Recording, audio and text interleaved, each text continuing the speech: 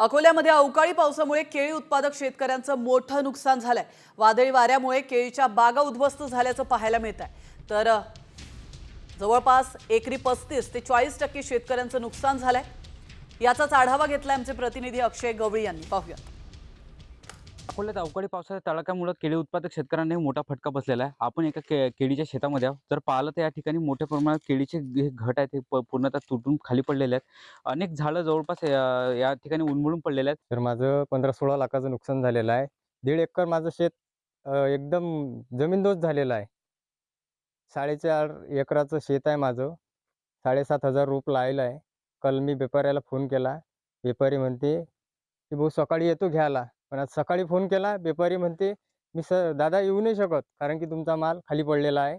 त्याच्यामुळे तो कोल्ड स्टोरेजला लावल्यानंतर काळा पडते. ग्राहक घेत नाही."